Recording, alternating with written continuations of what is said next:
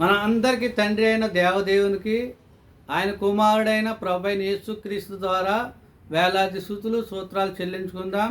కుడి వచ్చిన మీ అందరికీ ప్రభువైన యేసుక్రీస్తు నామంలో నా వందనాలు తెలియపరుచుకుంటున్నాం. మరి యొక్క దినాన్ని దేవుడు ఆత్మీయ సంగతులు ఏదైతే మాట్లాడి ఉన్నాడో మరి మనం అందరం ఆసక్తితో వినగలరని నమ్ముతున్నాము. మరి వాక్యంలోకి వెళ్ళిపోయే ముందు చిన్న ప్రార్థన చేసుకుని మరి వాక్యాన్ని ప్రారంభించుకుందాం. అందరు కళ్ళు మూసుకున్నట్లయితే చిన్న ప్రార్థన చేసుకుందాం. మహాపరిశుద్ధుడు, ప్రేమ, నమ్మకం కలిగిన మా ప్రియ పరలోకపు తండ్రి, మీ ఘనమైన నామానికి వేలాది స్తుతులు స్తోత్రాలు చెల్లించుకుంటున్నాం ప్రభా.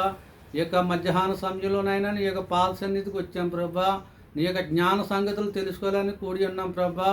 నాయన మరి మాకు కావాల్సిన వర్తమానం నాయన మీ యొక్క పరిశుద్ధాత్మ ద్వారా మాకు వినిపించండి ప్రభా. వినగల చెవులు, గ్రహింపగల మనసు మాకు అందరికీ దయచేయండి ప్రభా. చెప్పుచుండగానైనా సమయోచితమైన జ్ఞానాన్ని నాకు దయచేయండి ప్రభా. ఈ యొక్క ప్రార్థన మీ ప్రియకుమారుడైన మా ప్రభువైన యేసుక్రీస్తు నామములో ప్రార్థించడి వేడుకుంటున్నాం తండ్రి, ఆమేన్. నేటి యొక్క దినాల్లో ప్రతి ఒక్కరికి వాట్సాప్ గ్రూపులు ఉండడం సహజం. అలాగే నాకున్న గ్రూపుల్లో నాకు తెలిసిన సహోదరుడు మరి బర్త్డే యొక్క గ్రీటింగ్ పంపినప్పుడు ఆ సహోదరుడికి నేను హ్యాపీ డెలివరీ డే అని పంపించాను. హ్యాపీ డెలివరీ డే అనగానే మళ్ళా మరి అతను ఫోన్ చేశాడు నాకు. ఏం బ్రదర్, మేమందరూ బర్త్డే అంటుంటే నువ్వు డెలివరీ డే అంటున్నావు అని ఆ విషయంలో కొద్ది చర్చ జరిగింది మా మధ్య.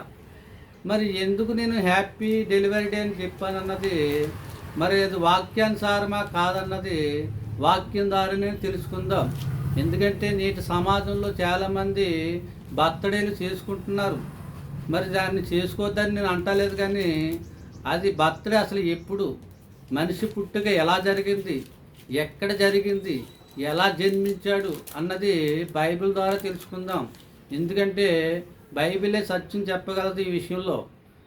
మరి కొంతమంది ఏంటంటే నేటి ఆధునిక సమాజంలో ఏంటంటే మనుషులు కల్పించిన పద్ధతులు, మనుషులు పెట్టుకున్న ఆచారాలు, కట్టడలను బట్టి మరి కొంతమంది ఏంటంటే ఈ యొక్క దినాన్ని కానీ, ఈ యొక్క నెలలో కానీ, ఈ యొక్క సమయంలో కానీ పుడితే వారు గొప్పవారు అవుతారు, లేకపోతే ఐశ్వర్యవంతులు అవుతారు, లేకపోతే నాయకులు అవుతారు, కోటీశ్వరులు అవుతారు, వారికి మంచి భవిష్యత్తు ఉంటుందని ఒక మూఢ విశ్వాసంతో, మూఢ నమ్మకంతో ఏమైందంటే ఆ సమయానికి తల్లి నెలలు నిండకపోయినా కూడా, డెలివరీ సమయం రాకపోయినా కూడా మెడిసిన్ ద్వారా, ఆపరేషన్ ద్వారా కరెక్ట్గా వారు అనుకున్న సమయానికి పుట్టేటట్టు చేస్తున్నారు.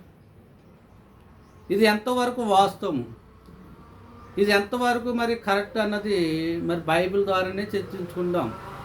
మరి మనము క్రైస్తవులు అనబడే మనము ఈ దేశానికి, ఈ సమాజానికి, ఈ ప్రపంచ మానవాళికి వెలుగై ఉన్నాము. ఈ ప్రపంచానికి ఏమన్నా జ్ఞాన సంగతులు చెప్పాలంటే అది క్రైస్తవుడు ద్వారానే ప్రచారం కావాలి. క్రైస్తవుడే చెప్పగలగల మాట. ఎందుకంటే అంత జ్ఞాన సంగతులు బైబిల్లో ఉన్నాయి. మరొక విషయం ఏంటంటే ఇక మనుషుల యొక్క పుట్టుకలో ఏంటంటే మరి నాకు పురుషుడే కావాలని స్కానింగ్ చేసి ఒకవేళ గర్భంలో స్త్రీ అని తెలిస్తే కనుక, ఆడ శిశువు అని తెలిస్తే కనుక గర్భంలోనే మరి ఆమెను చంపేస్తున్నారు. ఇది చాలా దేవునికి వ్యతిరేకమైన పని. ఇది క్షమించదగ్గ పని కాదు. ఇది ఒక పిండాన్ని నువ్వు మరి హత్య చేసిన వాడు అవుతూ అలా చేస్తే, అందుకు కాబట్టి నేటి సమాజంలో ఆడబిడ్డలు కరువైపోయారు. మగబిడ్డే కావాలని ఇలాగా స్కానింగ్ ద్వారా ఎన్నో గర్భాలను నేలకు రాల్చేశారు. ఇది దేవునికి చాలా వ్యతిరేకమైనది. అసలు ఇక మనిషి యొక్క బర్త్డే ఎప్పుడు, మరి మనం చేసుకుంటున్న బర్త్డే వాస్తవమేనా, అది నిజమైన బర్త్డేనా, ఆ రోజే మనం పుట్టామా, ఆ రోజే మన జన్మదినమా అన్నది మనం ఆలోచించుకోవాలి. చూడండి, బైబిల్ గ్రంథంలో దేవుడు చక్కటి మాట రాయించాడు. దావీదు రాసిన కీర్తనలు 139వ దావీదు కీర్తన 15వ వచనం. నేను రహస్యమందు పుట్టిన నాడు నేను రహస్యమందు పుట్టిన నాడు, చాలు ఆ మాట చాలు. నేను రహస్యమందు పుట్టిన నాడు. ఏంటి మన పుట్టుక రహస్యమా? ఎందుకు రహస్యం? మనం ఇళ్ళల్లో పుడుతున్నాం కదా, హాస్పిటల్లో పుడుతున్నాం కదా, డాక్టర్ డెలివరీ చేస్తున్నాడు కదా, నర్సు డెలివరీ చేస్తున్నారు కదా, వాళ్ళే కదా మనం డెలివరీ చేయించేది. మనం చూస్తున్నాం కదా. మళ్ళా రహస్యం అంటున్నాడు ఏంటి? కింద మాట, భూమి యొక్క అగాధ స్థలములలో విచిత్రముగా నిర్మింపబడిన నాడు నాకు కలిగిన ఎముకలను నీకు మరుగై ఉండలేదు. చాలు. మన యొక్క నిర్మాణము అగాధ స్థలములలో విచిత్రంగా నిర్మింపబడినది. ఈ మాట ఎక్కడ రాయబడిందని మనం ఆలోచించినట్లయితే ఆదికాండము 2వ అధ్యాయము 7వ వచనంలో చదువుకుందాం.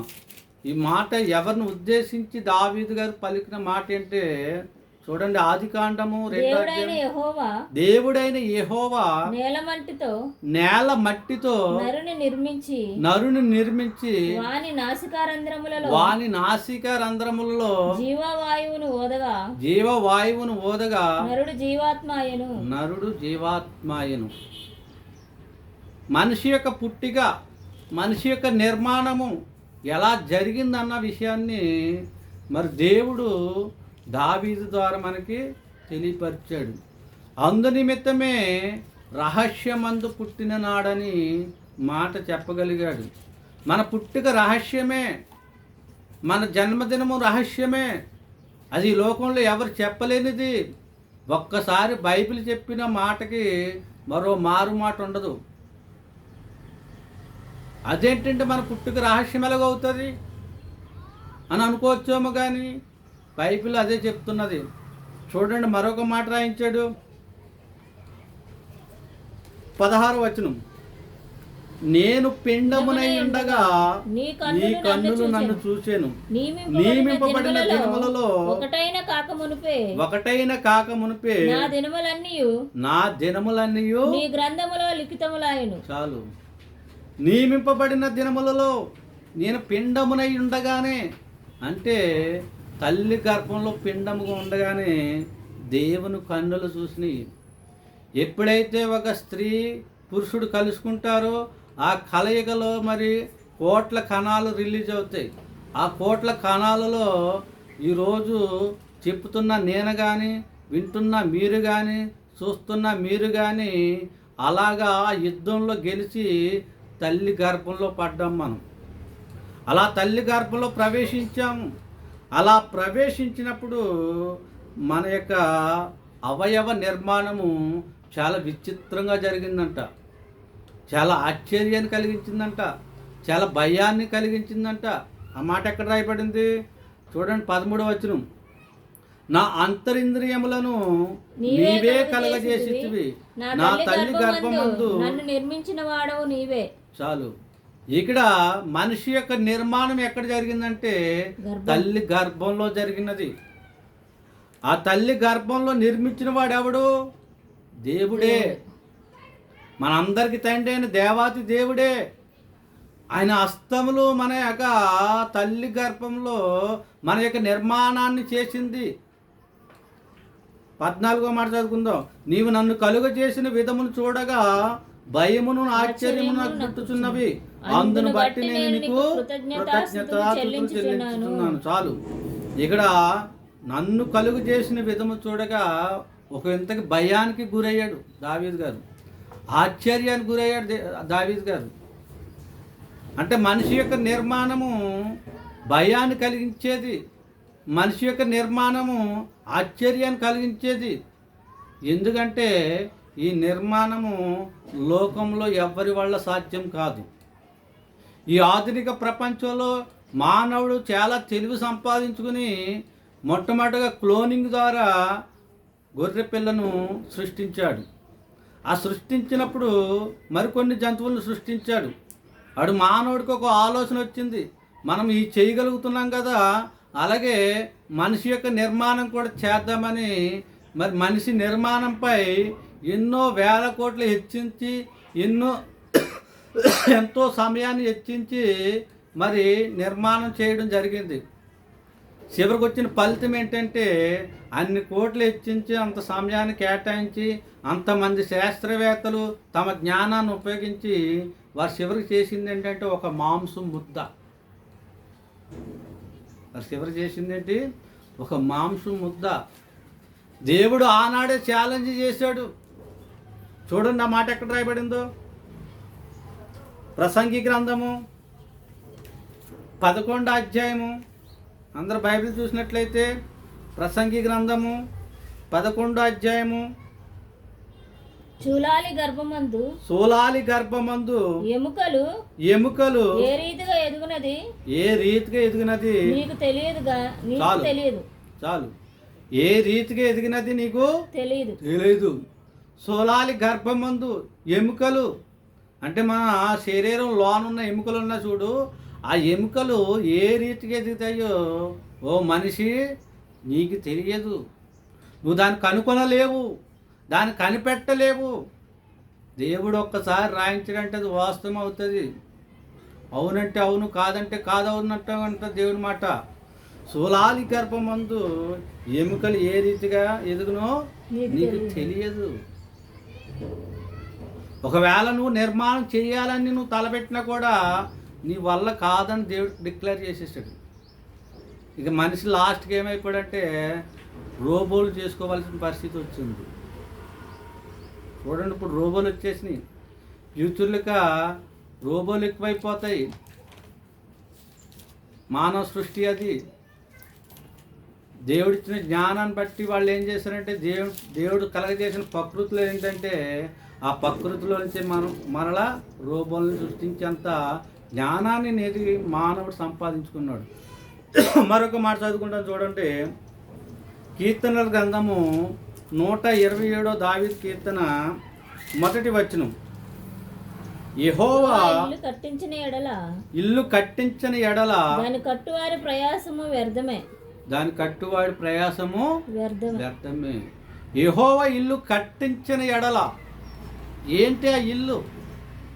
మనం అనుకుంటున్న ఈ భూమి మీద కనబడే కట్టడాలు అనుకుంటున్నామా? మనం నివసించే ఇల్లులు అనుకుంటున్నామా? లేదా భవనాలు అనుకుంటున్నామా? లేదా అపార్ట్మెంట్లు అనుకుంటున్నామా? అది మనుషులచే కట్టబడినవి అయ్యి.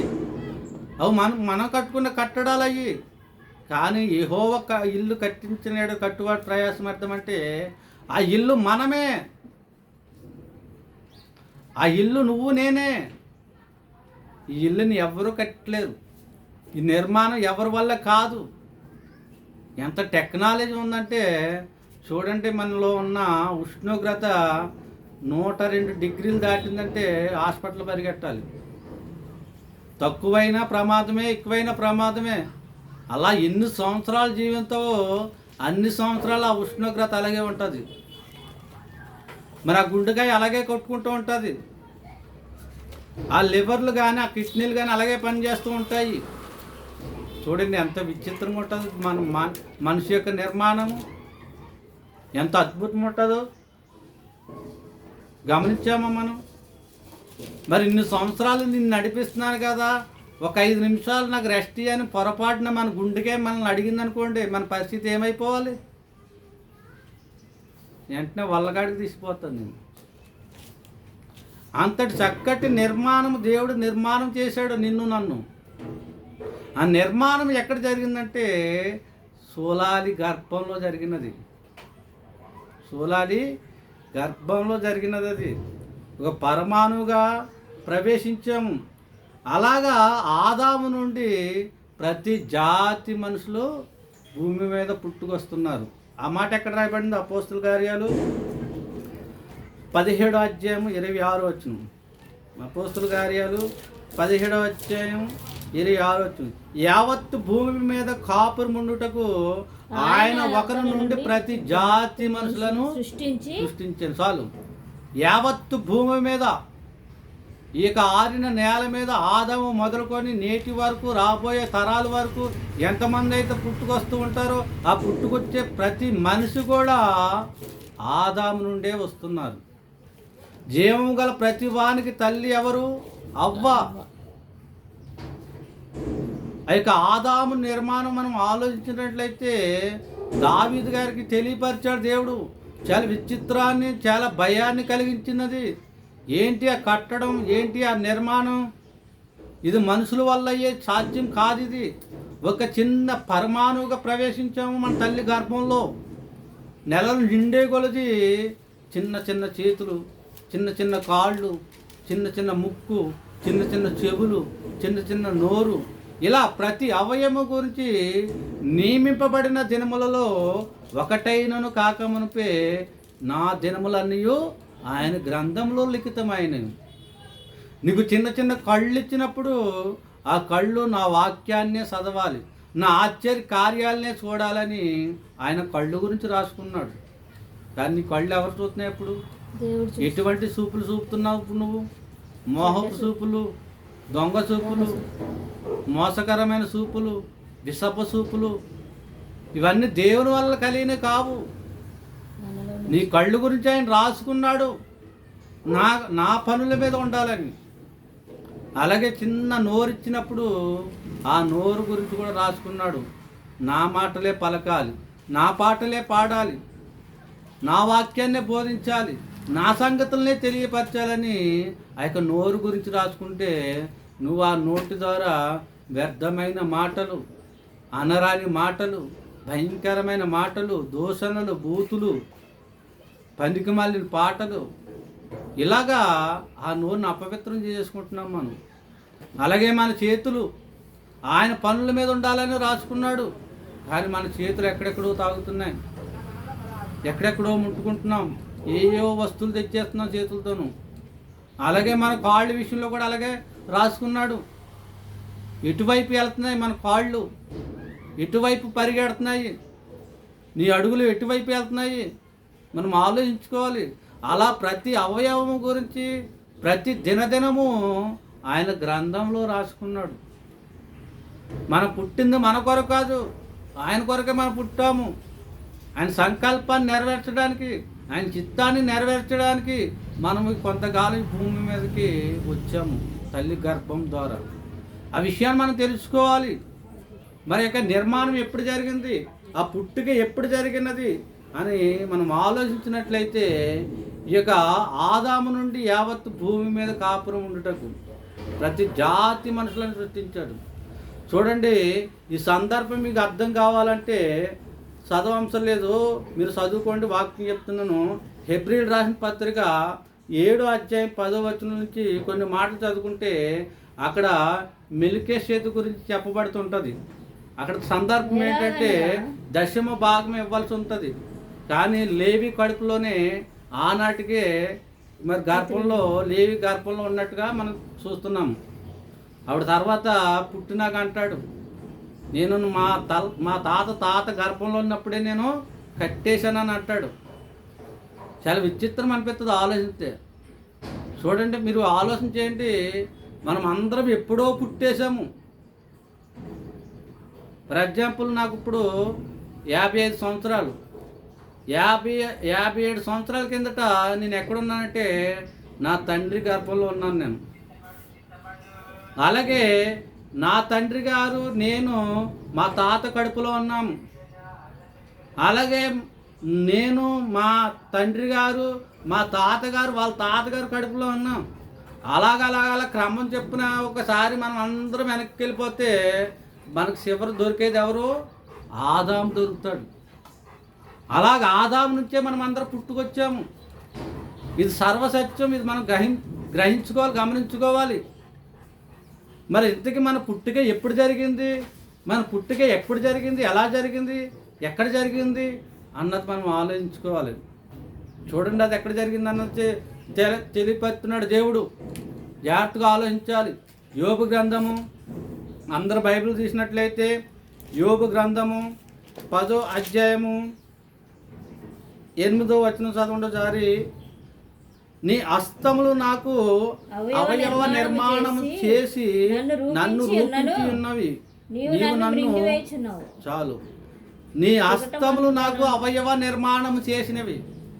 చూసారా, మనం ఇందాక చదువుకున్నాం కదా, దేవుని యొక్క హస్తములు అవయవ నిర్మాణం చేసినవి.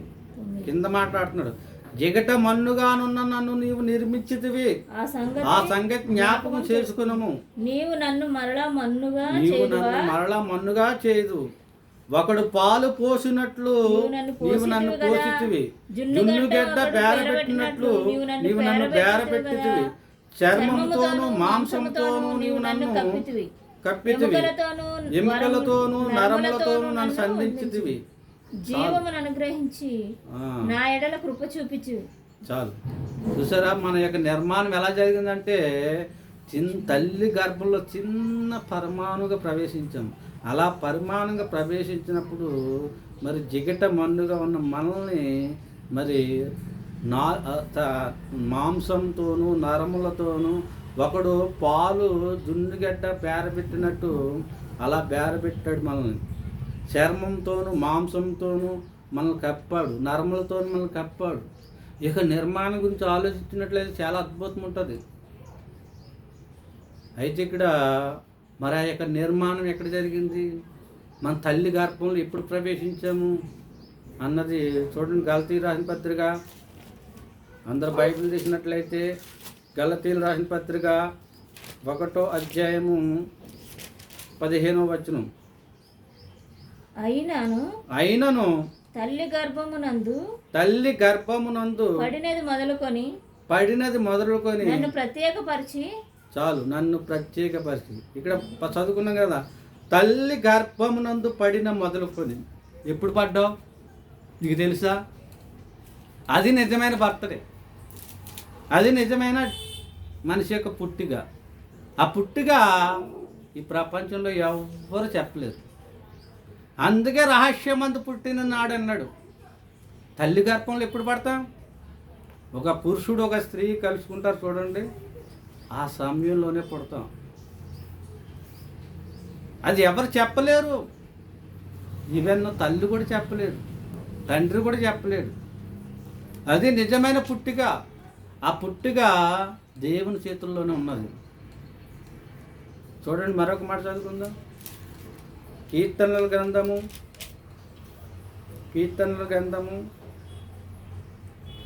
58వ అధ్యాయము. తల్లి గర్భమున పుట్టినది మొదలుకొని భక్తిహీనుల విపరీత బుద్ధి కలిగిందు. పుట్టిన తోడనే అబద్ధములాడుచు తప్పిపోదురు. చాలు. ఇక్కడ తల్లి గర్భమున పుట్టిన మొదలుకొని. చూసారా, మన యొక్క పుట్టుక ఎక్కడంటే తల్లి గర్భము. మన యొక్క జన్మస్థలము తల్లి గర్భము. ఒకవేళ నువ్వు అనుకోవచ్చాము, నేను పలానా దేశంలో పుట్టాను, పలానా ఊర్లో పుట్టాను, పలానా రాష్ట్రంలో పుట్టాను, పలానా చోట పుట్టాను, అక్కడ పుట్టాను, ఇక్కడ పుట్టాను అనుకుంటావేమో. కానీ నీ పుట్టుక రహస్యం ఏంటంటే నీ జన్మస్థలము తల్లి గర్భము. అది ఎక్కడ పుట్టావో ఎవరికి తెలదు. ఫర్ ఎగ్జాంపుల్గా లండన్లో మరి ప్రెగ్నెంట్ అయ్యావు, డెలివరీకి ఇండియాకి వచ్చావు, అప్పుడు నీ పుట్టుక ఎక్కడ చెప్తావు? ఇండియా అని చెప్తావు. కానీ అది వాస్తవం కాదు. అది ఎప్పుడైతే తల్లి గర్భంలో నువ్వు పుట్టావో, ఆ లండన్లో పుట్టాట చూడు, అప్పుడే పుట్టేశావు. కానీ సమయాన్ని నువ్వు చెప్పలేవు. అది ఏ సమయమో నువ్వు చెప్పలేవు. అందుకే చాలా అద్భుతం ఇది. అందుకే రహస్యం అన్నాడు. మరొక మాట చేద్దామా? అదే దావీదు కీర్తనలో 71:6 వచనం. గర్భవాసివై మొదలుకొని నీవే నా ప్రాప్తుడివై ఉంటివి. గర్భవాసమైనది మొదలుకొని నీవే నాకు ప్రాపకుడవై ఉంటివి. తల్లి గర్భము నుండి నన్ను ఉద్భవింపజేసిన వాడవు నీవే. నిన్ను గూర్చి నేను నిత్యము స్థుతిగానము చేయుదును. చాలు. మనం డెలివరీ డే చేసుకుంటున్నాం చూడు, ఆ డెలివరీ డే కన్నా ముందు 9-10 మాసాలు ఉంటుంది చూడు. ఆ మాసాలకి మనం ఎక్కడ వారు? మనం గర్భవాసి వారు. గర్భంలో మనం శిశువుగా, పిండముగా గర్భంలో ప్రారంభమైంది మన యొక్క బ్రతుకు. మన యొక్క ఉనికి తల్లి గర్భంలో ప్రారంభమైంది. అందుకనే గర్భవాసిగా 9-10 నెలలు ఉంటున్నాం తల్లి కడుపులో. ఎంత విచిత్రం అనిపిస్తుంది.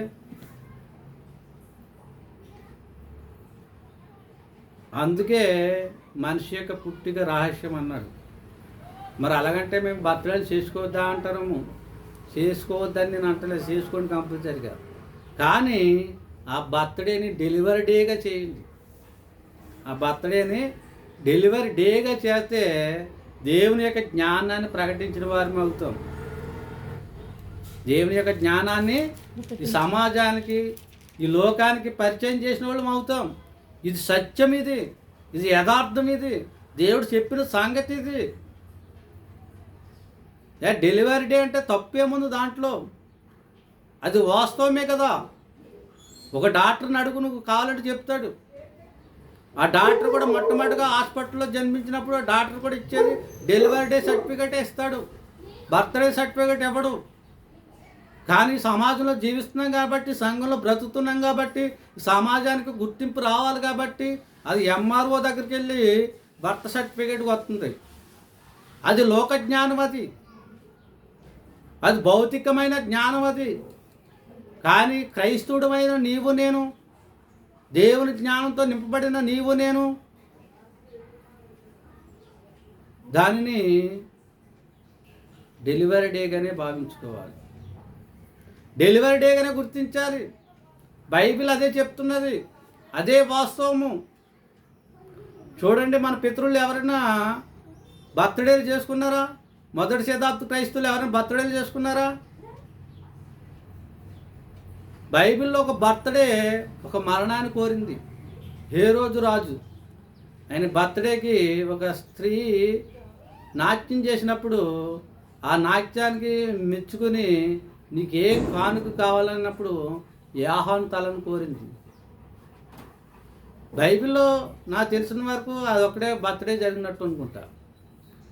అది కూడా బైబిల్ అనుసారంగా కరెక్ట్ కాదు. అది కూడా డెలివరీ డేనే. బర్త్డేలు ఎవ్వరికి తెలీదు. ఈవెన్ ఆదాముకు కూడా తెలీదు, అవ్వకు కూడా తెలీదు. నేటి పుట్టుకొట్టున్న అనేక కోట్ల మందికి కూడా తెలియదు ఈ విషయం. రాబోయే తరాల వరకు కూడా ఈ విషయాన్ని చెప్పలేరు. నువ్వు ఎంత పెద్ద సైంటిస్ట్ అయినా, ఎంత పెద్ద శాస్త్రవేత్త అయినా, ఎంత పెద్ద డాక్టర్ అయినా కూడా ఏ సమయాన తల్లి గర్భంలో ప్రవేశించే అన్న విషయం ఏ మానవుడు చెప్పలేడు. అది నిజమైన పుట్టినరోజు, అది దేవుని సంకల్పం, అది దేవుని చేతిలోనే ఉన్నది. అసలు మరి ఇంతకీ మన పుట్టినరోజు ఎప్పుడు జరిగినది? మన పుట్టుక ఎక్కడ ప్రారంభమైనది? చూసుకుంటే చాలా వండర్ అనిపిస్తుంది, చాలా అద్భుతం అనిపిస్తుంది, చాలా వండర్ అనిపిస్తుంది. చూడండి, మన పుట్టుక అసలు ఎప్పుడు జరిగిందో తెలుసు? అసలే ఎవరైనా చెప్పగలరు అసలు మన పుట్టుక ఎప్పుడు జరిగిందో? అది చెప్తే ఒక రకంగా ఆశ్చర్యానికి గురవ్వాలి. ఎక్కడ జరిగింది? అసలు ఈ ప్రపంచం అన్నిటికీ మన యొక్క పుట్టుక మూల వాక్యం ఏంటి తెలుసా? ఎఫెసీయులు రాసిన పత్రిక 1వ అధ్యాయం 4-6 వచనాలు. ఇది చాలా ఇంపార్టెంట్. ఎట్లనగా తన ప్రియుని యందు తాను ఉచితముగా మనకు అనుగ్రహించిన తన కృపా మహిమకు కీర్తి కలిగినట్లు తన చిత్త ప్రకారమైన దయా సంకల్పం చొప్పున యేసుక్రీస్తు ద్వారా తనకు కుమారులుగా స్వీకరించుటకై మనలను ముందుగా తన కోసం నిర్ణయించుకొని మనము తన ఎదుట పరిశుద్ధులమును నిర్దోషులమునై ఉండవలెనని జగత్తు పునాది వేయబడక మునుపే ప్రేమ చేత ఆయన క్రీస్తులో మనలను ఏర్పరచుకొని. చూసారా, ఇప్పుడు తెలిసిందా మన పుట్టుక ఎప్పుడు జరిగిందో? జగత్తు పునాది వేయబడక మునిపే మనం పుట్టేశాం. ఈ సత్యం ఎంతమందికి గమనించగలుగుతున్నారు? అంటే మన పుట్టుక ఎక్కడ జరిగిపోయింది? పరలోకంలో జరిగిపోయింది. మన పుట్టుక తండ్రిలోనే జరిగిపోయింది. అర్థమవుతుందా? మన పుట్టుక ఎప్పుడు జరిగిపోయింది? తండ్రిగా జగత్తు పునాది వేగపడక ముందే, ఈ సృష్టి కలక్క ముందే మన పుట్టుక పరలోకంలో దేవునిలో జరిగిపోయింది. దేవునికి ఒక ఆలోచన వచ్చింది. ఏంటి ఆలోచన అంటే, నాకు అనేక మంది పిల్లలు కావాలని ఒక ఆలోచన కలిగి ఉన్నాడు. ఆ ఆలోచన బట్టే ఆదామును కలగజేశాడు. ఆ ఆదామును కలగజేసి వాని నాసిక రంధ్రంలో జీవవాయువుగా నరుడు జీవాత్మయం. ఆ యొక్క ఆదాము నుండే ప్రపంచ మానవాళ్ళందరూ యావత్తు భూమి మీద కాపురం ఉండటం ప్రతి జాతి మనుషులు ఆదాము నుండే వచ్చాం. చూసారా ఎంత అద్భుతంగా ఉన్నదో? ఇప్పుడు చెప్పండి ఎవరన్నా, మన పుట్టుక ఇప్పుడు చెప్పండి. ఇప్పుడు అది నిజమైన బర్త్డే. మరి ఇంతకీ బర్త్డే చేసుకోవాలా వద్దన్నా మీకు డౌట్ రావచ్చు. తప్పకుండా చేసుకోండి, చేసుకోవద్దని అంటలేదు. మీ సంతోషాన్ని కాదంటాక నేనేవాడిని, మీ ఆనందాన్ని అడ్డుపట్టక నేనేవాడిని. కాకపోతే ఆ బర్త్డే బదులు డెలివరీ డే అంటే అందరూ ఆలోచనలో పడతారు. ఏంట్రా ఇదేంటి కొత్తగా ఏం పడుతున్నది, అందరూ బర్త్డే లాంటి డెలివరీ డే అంటున్నాడు, అసలు ఏంటి ఎలా జరిగిందనో సార్ ఇందామని వచ్చినప్పుడు బైబిల్ నుంచి యొక్క జ్ఞానాన్ని ప్రకటించినట్లయితే వాడు ఒక రకంగా ఆశ్చర్యం గురవుతాడు. దేవుని యొక్క ఔన్నత్యాన్ని పెంచిన వాడు అవుతావు, దేవుని మహిమపరిచిన వాడుగా అవుతావు, దేవుని ఘనపరిచిన వాడు అవుతావు. ఇదో మరో కొత్త రకమైన బోధ కాదు ఇది. ఇదో ప్రమాదం మన క్రైస్తవ సమాజంతో. ఏదైనా చర్చని చెప్దామంటే వీళ్ళు క్రీస్తు విరోధులు అంటారు, వీళ్ళు అంచుక్రీస్తులని ఒక ముద్ర చేస్తారు. ఇప్పుడు నేను చెప్పిన వాస్తవాలన్నీ బైబిల్లో ఉన్నాయా లేదా నా సొంత మాటలు చెప్పానా ఒకసారి మీరు ఆలోచించుకోండి, గమనించుకోండి. మనం ఎప్పుడు వినడానికి అలవాటు పడిపోతున్నాం, దాన్ని చదివి గ్రహించలేకపోతున్నాం. అందుకనే చదివి గ్రహించి ఏదైనా సత్యాన్ని చెప్తుంటే ఇదేదో కొత్త వింతలాగా ఫీల్ అయిపోతున్నాం. కానీ ఇది సత్యం, ఇదే పుట్టుక, నిజమైన మానవ పుట్టుక ఇదే. ఈ పుట్టుక ఎవరు చెప్పలేరు, ఆ దేవునిలో జరిగిపోయింది.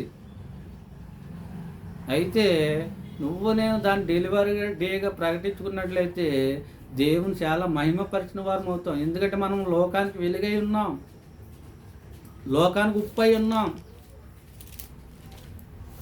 అయితే మనం చేసుకోవాల్సిన బర్త్డే ఒకటి ఉన్నది, చాలా అద్భుతంగా ఉంటుంది ఆ బర్త్డే. ఆ జన్మ మనకు తెలిసే జన్మిస్తూ ఉంటాం. అది ఎక్కడ రాయబడింది?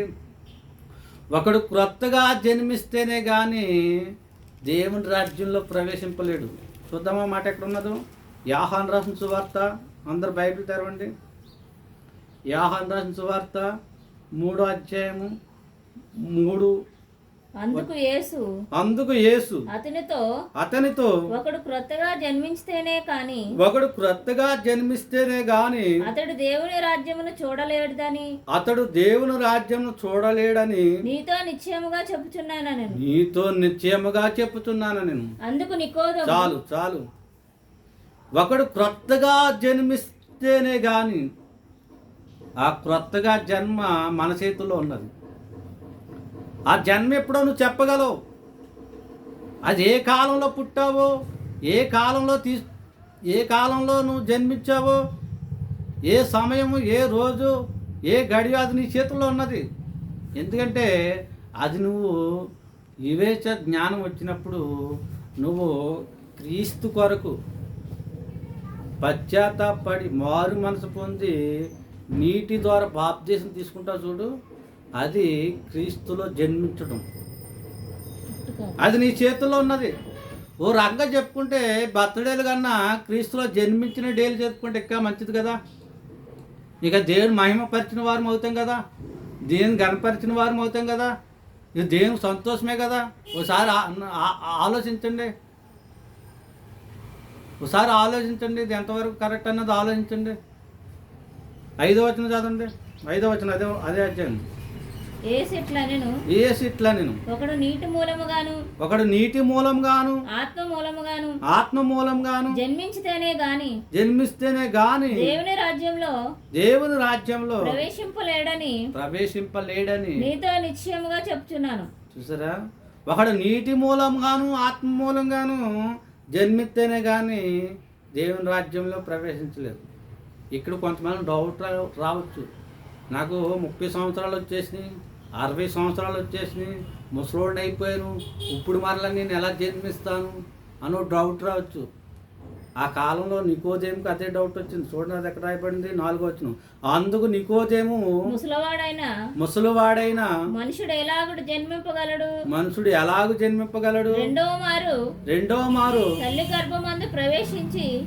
గర్భమందు ప్రవేశింపగలడా అని ఆయన అడగక చాలు, నికోదేముకి డౌట్ వచ్చింది. మరలా రెండో మారు ఎలా తల్లి గర్భంలో ప్రవేశింపగలడు? తల్లి గర్భంలో కాదు నాయన, నీటి మూలంగాను ఆత్మ మూలంగాను క్రీస్తులో మనం జన్మించాలి. మన అపరాధం చేత మనం తప్పిపోయాము, మన అవిధేయత బట్టి మనం దేవునికి దూరం అయిపోయాము. దేవుని రాజ్యానికి అర్హత కోల్పోయాము. తిరిగి మళ్ళా అర్హతను సంపాదించుకోవాలంటే, తిరిగి మనం పవిత్రపరచబడాలంటే, మరలా మన పరిశుద్ధులుగా తీర్చబడాలంటే, దేవుని రాజ్యానికి వారసులు అవ్వాలంటే, దేవుని పిల్లలుగా స్వీకరించబడాలంటే మరలా కొత్తగా జన్మించాలి. అది అసలైన సిసలైన బర్త్డే. ఆ బర్త్డే కనుక నువ్వు చేసుకుంటే, ఆ బర్త్డే కనుక నువ్వు తీసుకుంటే, ఆ బర్త్డే నీకు ఏం చేస్తా తెలుసా? నిత్య జీవాన్ని ఇస్తుంది, పరలోకాన్ని ఇస్తుంది, పాప క్షమాపణని ఇస్తుంది, మనశ్శాంతి ఇస్తుంది, యుగ యుగములు ఎల్లప్పుడూ దేవునితో ఉండే గొప్ప భాగ్యాన్ని ఇస్తుంది ఆ బర్త్డే. ఈ భౌతికమైన బర్త్డే కన్నా ఆత్మ సంబంధమైన బర్త్డే ఎంత మంచిది. అది చేసుకుంటే ఎంత మంచిది మనకి. ఓ రకంగా దేవుని మహింపరిచిన వారం అవుతాం కదా, దేవుని గణపరిచిన వారం అవుతాం కదా. ఒకసారి ఆలోచించండి. నేను చేసుకోవద్దని చెప్తలేదు. మనం బర్త్డేలు చాలా హ్యాపీగా చేసుకుంటాం, చాలా సంతోషంగా చేసుకుంటాం. ఆ సంతోషంలోనూ ఆ హ్యాపీనెస్లో అసలు విషయం మర్చిపోతున్నాం మనం. ఏంటో తెలుసా అసలు విషయం? మరణానికి దగ్గర అవుతున్నాం. రోజులు గడిచే కొలిది, నెలలు గడిచే కొలిది, సంవత్సరాలు గడిచే కొలిది, ప్రతి బర్త్డేలు చేసుకునే కొలిది మరణానికి దగ్గర అవుతున్నాం. సంతోషంగా హ్యాపీగా చేసుకుంటున్నాం, కానీ ఆత్మస్థితి ఎలాగున్నది? రక్షణలోకి వచ్చామా? పరిశుద్ధంగా జీవిస్తున్నామా? విశ్వాసంలో కొనసాగుతున్నామా? అందుకే మాట అంటాడు, యవ్వన కాలంలో పుట్టిన పిల్లలు యెహోవా చేతిలో బాణం లాంటి వారు. మనం క్రీస్తులో పుట్టాలి.